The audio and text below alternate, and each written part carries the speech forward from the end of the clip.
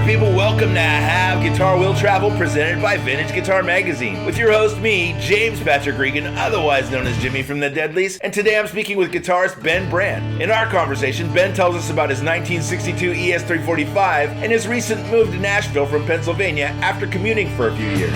Ben discusses his previous band, Soul Miners Union, and working with guitarist Josh Smith. Ben talks about his new album, Solid Ground, which will be released March 20th, that was produced by J.D. Simo, who also plays on the album. J.D. Simo was interviewed in episode 125 of this podcast. Ben describes learning guitar from his father early on and then playing in bands at the age of 10 and moving to drums and bass before returning to guitar. Ben takes us through his gear, amps, pedals, and guitars, both on the new album and his live rig. Ben describes his plans for touring in the summer and fall and his love of guitar shows. To find out more about Ben, you can go to his website, benjbrandt.com. That's benjbrandt.com. Please subscribe, like, comment, share, and most of all, review this podcast. I'd really appreciate it. And please support Vintage Guitar Magazine and all the wonderful things they do for us guitar players, because they do so many wonderful things for us guitar players. Oh, by the way, just like everybody else, I have a Patreon now. It's patreon.com/Have Guitar Will Travel podcast. Thanks, everybody. Appreciate your support. Here's my friend, Ben. Hey there, Ben. I won't be able to hear you playing guitar, just so you know. That's all right. I just thought it'd be cool to hold this, though. Yeah, it's 335. What year is that? 1962. 1960, right on. Right on. Really clean 62. Is it 1 11/16 at the nut? Yep. Yeah. Right. Yep, early 62. It's just thinner neck. Yeah. And depth, but same width that we love, though. Yeah, exactly. And where are you at right now? I am in Nashville. There's traffic in Nashville now? There's traffic at 3 a.m. in Nashville. No way. Wild. Why is there traffic in Nashville? Too many people? Man, it's insane how many people are here. Okay. All right. It's really wild. Yeah. When did you move to Nashville? I moved here I moved here last December after coming here for the better part of 2 years, basically. Uh-huh. And I mean coming here, I mean like twice. I mean like once a month for 2 weeks at a time. I was coming down here. Wow. So it made a lot of sense, especially from a financial point. Sure. To be living here, it was a lot of travel expenses going back and forth. Oh yeah. And where were you traveling from? Pennsylvania. Oh wow. So I mean, it was a trip, man. It was like 10 or 11 hours. Yeah. One way, Yeah. And at the time I was driving. I would do stuff like play gigs and leave from the gig and drive to Nashville, or vice versa. Oh man. Or drive from like Nashville the same day, drive all the way to Pittsburgh and play a gig up there. Damn. And it was really insane. Yeah. So I just couldn't keep doing that. So I moved here, and I'm happy with the choice I made to do that. Sure, of course. When you were playing gigs in Pittsburgh, was it with your band, the Soul Miners, or was it? Yeah, so that was in Harrisburg. So Harrisburg is central Pennsylvania. Okay. Pittsburgh's more like the western part of the state. Yeah. Yeah, Soul Miners Union was a band that I started with a friend of mine in 2000 and I think it was like 17 or 18. Okay. Basically, we both had our own solo things. I was using my name prior to that. He was using his name. Okay. We joined the forces, and we put out an album with Josh Smith, which is the first Soul Miners album called Back to Life. Wow. And that album came out right in the middle of COVID. Sure. So just things were confusing, and we weren't really sure as individuals, let alone as a band, how to move forward with what we were doing. We ended up shelving the project at the time. It was kind of like a Black Keys sort of vibe. Okay. It was like the two of us. He played a bass six, and I played electric, and then we had like a kick drum thing that we used, and like different. It was a cool thing, but so then basically we shelved it. He ended up moving away. I turned the band into a power trio. Oh wow! We toured with bands such as Blackberry Smoke. Yeah. Mark Lettieri. We played a lot of different shows. We opened for a lot of different artists. Yep.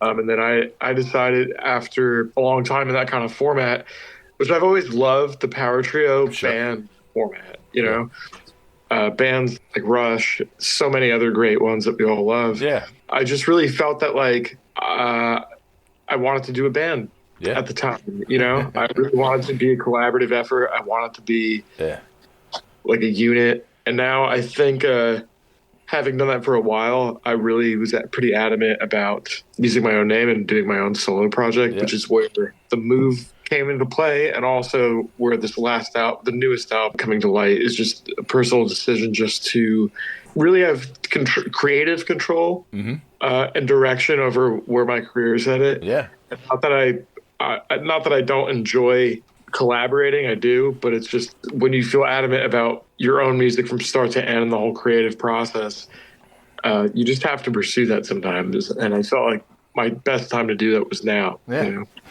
Right on. How did you get hooked up with Josh Smith? I got hooked up with Josh through a friend of mine. I don't know if you're familiar with Natasha Kornblatt is her name. She's a channel called One Anitra's Dance.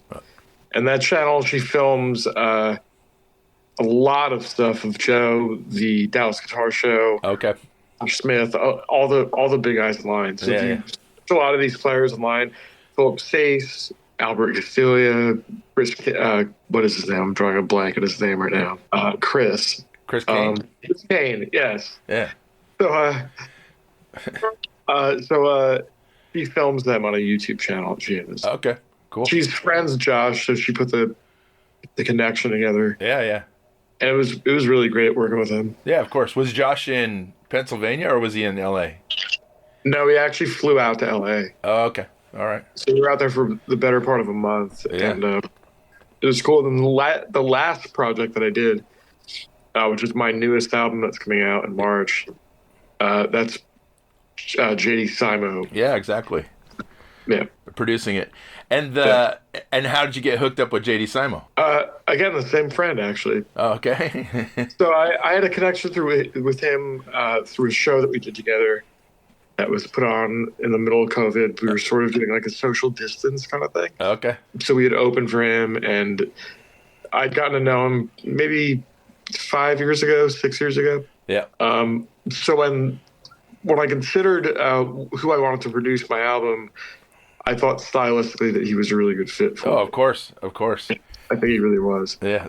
That's the funkiest version of The Seeker I've ever heard. Oh, thanks, man. It's fantastic. It's great. Yeah, that was his, because I played that song for a while in Soul Miners Union, actually. Okay. But it was a way different style, though. So when he heard it, it was really kind of his creative direction that turned it to what you like now. Yeah. Right on Scrambling, who's playing the pedal steel? It's actually slide parts. Oh, okay. Is that you? No, those are JD's parts. All right. JD is even if I knew how to play slide, I wouldn't want to around him. Yeah. And I don't, so I'd rather him do it. They do the little jam sessions at the bowling alley. Or do you go down to the bowling alley regularly? Where East Side Bowl here? Yeah, East Side Bowl. They don't have a jam there anymore. They were having a jam there. Okay. They were having one on. It was Sundays there. Okay. I think they do other kind of jams there, but I don't. Yeah. I haven't been going to those recently. Okay. They're more like like flat picking bluegrass. Yes. A different style. Style. When you were growing up, did you start playing when did you start playing guitar? And were you playing in guitar in high school and playing in bands in high school? Yeah. So I started playing really young because my dad played. Okay. So the guitar was always around when I was a child. Mm-hmm. And he was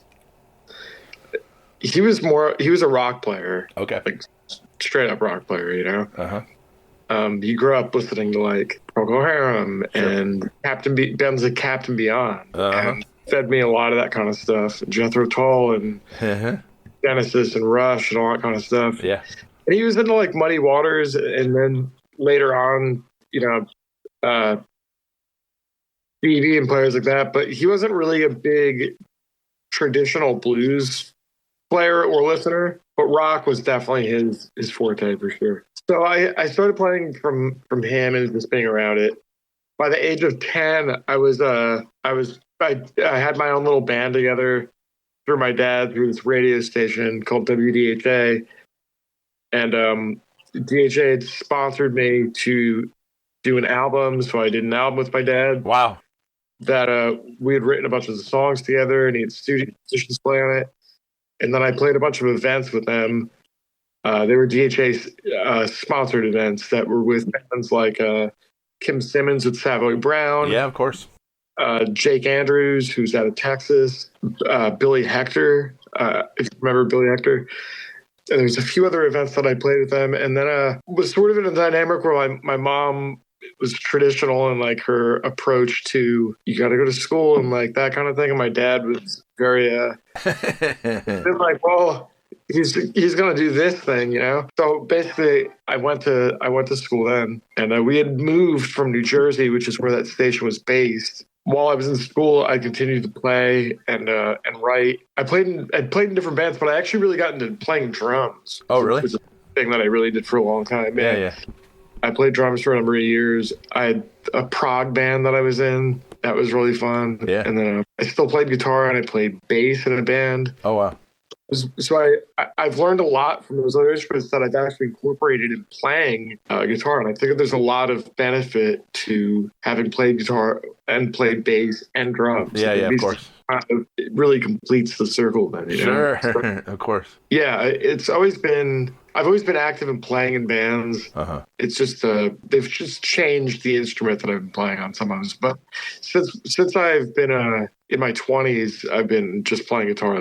That's been my only instrument, and I've been really focused on just that and writing and playing and that kind of thing. Sure. Did you give any thought to going? I mean, you're pretty successful already, but did you give any thought to going to Berkeley or going to GIT or anything like that? No, I think that I didn't really know what that.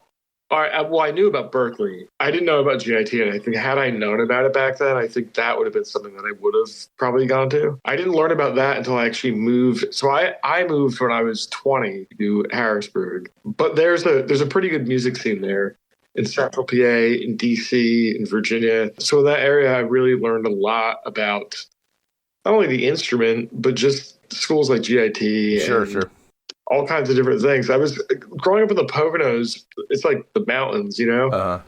So I wasn't around players that really knew more than my dad did. And my dad really wasn't that. He didn't necessarily know that kind of stuff either, Yeah. Was he playing in rock bands? Your dad? He was. Yeah. I just think that his approach he passed away in 2008. Oh, I'm sorry to hear that. Thank you, man. I think his approach to playing was that, like an old school approach. You go out and you gig and you make a name for yourself doing that. So I don't think that he was totally sure how to build a career on the instrument in 2008 or something like that, Yeah. It had changed so much. I think, had I known about GIT, that's definitely something that I probably would have done. But, yeah. What made you move to? I mean, you were coming to Nashville. Were you gigging in Nashville?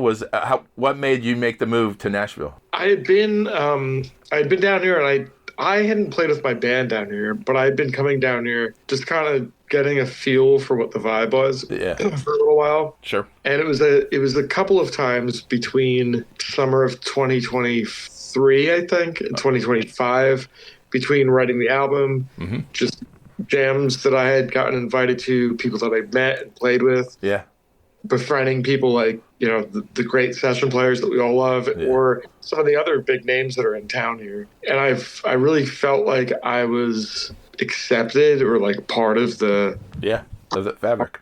And it was a really I felt like if I wanted to make the move, I should do it now, because as soon as I wait, and these people forget who I am or don't think that I'm here. It's pretty hard then, So I made the move, and for a minute, things feel different when you move to a place as opposed to visiting a place. Oh, for sure. 100%. Even if you're working there temporarily, which I had been coming down, I had done the album down here. Uh-huh. I had done different writings down here, but I wasn't living here at the time, right? But it definitely changed when I moved here. Yeah. Yep. Your responsibilities are different, Yeah. So 100%. And what's your gear look like besides the right there, the three? So Let's talk about the stuff that I maybe used on the album particularly, because that'd be cool. And then I can talk about the live rig. Sure. Yeah. So the album, what I used was a 55 or 6 5E3 Tweed Deluxe. Oh, wow. And I also used that with a 64 Princeton Reverb. Yeah. So I ran them both together. Oh, right on. Kind of like the perfect mix, because they're both, the mid-range of both is a little bit different. Yep. So we ran them both, just always on, split it with a P-split, so they weren't, stereo or anything weird. Yeah. Mono. The board that I had when I did the album with JD consisted of a RMC, the Real McCoy wah. Yep, sure. It was one of the picture wahs. I think it was like an RMC4 maybe. One of the low gain Sunface buzzes, the analog man ones. And then I used an old Nobles, like one of the original ones, which like I always joke with people like, you can't have your license in Nashville unless you have a Nobles. I'll give it to you, So I used one of those. I also used a Klon, just a clean boost kind of thing. And then a Flint too. So a Flint, just a little bit of reverb and controlled tremolo. So that was the rig for that.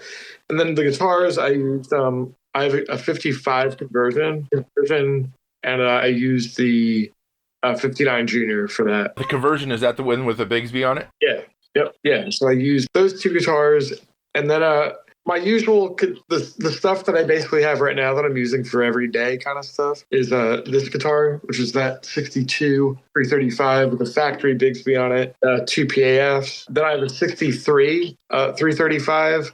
That's the Sunburst one? Yep, Sunburst, stop tail, PAF, and a patent number. Uh-huh. And then I have a couple of replica Les Pauls. So I have one from a great builder who's building them now. And then I also have one called a Max. And a Max is if you're familiar with like the Max Barnett, the old builds that he was doing back in the day, it's one of those. And then I have that conversion, the Junior, and a J50. Yeah.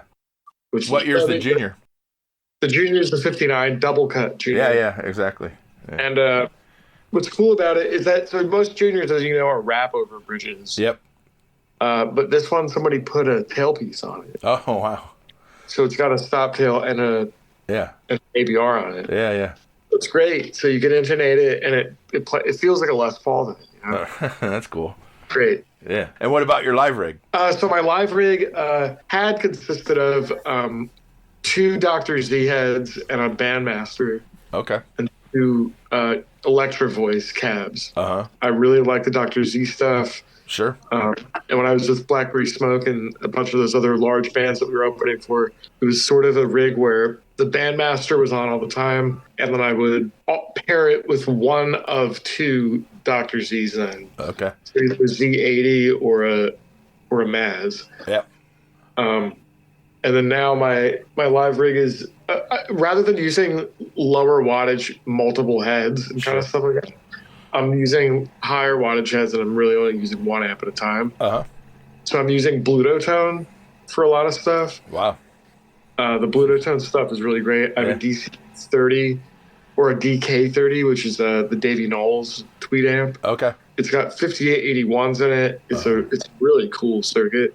And it's got a Celestion Ruby. And then I also have that Bandmaster still, and then I have a 100-watt Bluetooth drive, which is like it's like an overdrive special. It's really cool. Yeah, right on. Yeah, but that stuff gets it pretty done. And then on the road for different artists, depending upon, because I play with artists in town and I have road gigs, or for sessions or whatever, I play deluxe reverbs or AC30s are really cool. Wow, right on. And you have all that gear? No, I don't have the AC30s or deluxes. I get them backline, but everything else I have though. Yeah. And who are you playing with, doing sideman gigs? A couple different artists. Right now, my main one is Hannah Dasher. Okay. So I do. It's basically just country rock stuff. Yeah. It's so fun, the band. Yeah, of course. I play the Junior on that rather than a Telly. Okay. It's awesome. Yeah. It's really great. Right on. What about dates for yourself? So the album comes out on the 13th, is that right? I think it's on the 20th. Oh, the 20th. Okay.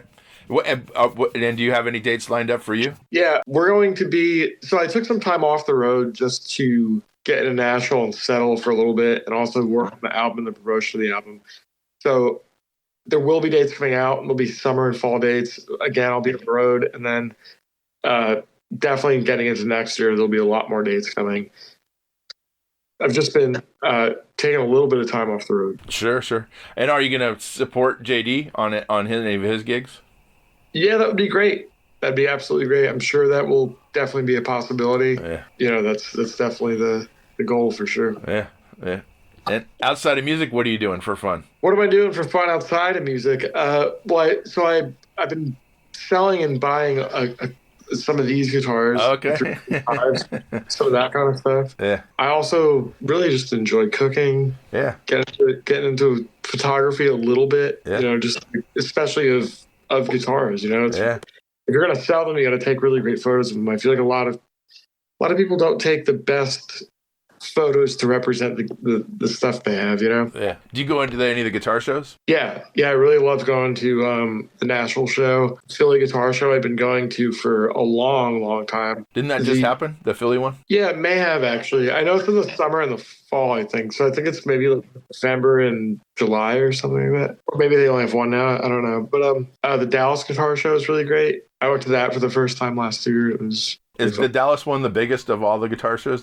Yeah, that I've been to. Yeah, I don't know if it's as big as is it Arlington? Is there really Arlington? I don't know if I don't even know if they still do Arlington. I think it moved to someplace else. Then maybe the Dallas show is the biggest one, probably. Yeah, it was awesome. I got to play with Greg Koch and. Oh wow! Right on. Yeah, and also, so do you know who Chris Bono is?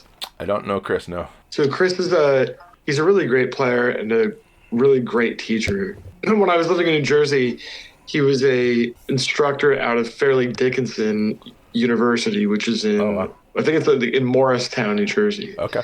I was taking lessons from him for a while, and he had a road gig. One reason or another, not continuing lessons with him, right? So I'm at Dallas Guitar Show, and I hadn't seen him since I was maybe 12 years old, right? Yeah. I'm in Dallas, and I'm in the elevator, and this guy's looking at me. And I'm looking at him, but we're like both like kind of looking at each other, like sort of funny, He goes, Ben, it's Chris. I go, Chris? Like, yeah, Chris, I taught you when you were 10. Wow. So I played on stage with him. Oh, right on. Yeah, isn't that cool? Yeah, that's fantastic. So, yeah, it was very cool. So, right on. You're playing with the girl, obviously, but do you have dates of your own, like anyone in the near future, or are they all going to be in summer and fall? No, there'll be summer and fall. There'll be like some Nashville dates.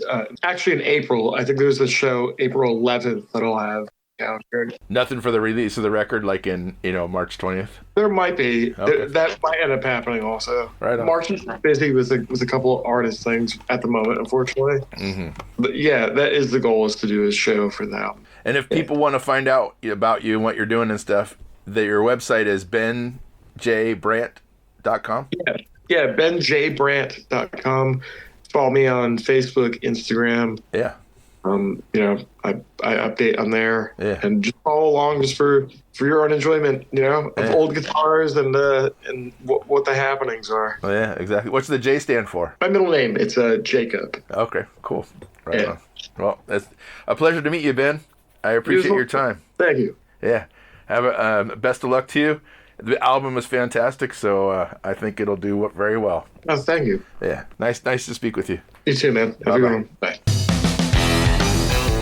Thanks for listening to Have Guitar Will Travel. You can catch up on all the things I'm doing at thedeadlies.com, and I'm on all the social media platforms as well. And please support Vintage Guitar and all the wonderful things they do, because they do many, many wonderful things for us guitar players. Thanks. Please subscribe. Please tell a friend, and I'll see you guys next week. Bye, guys.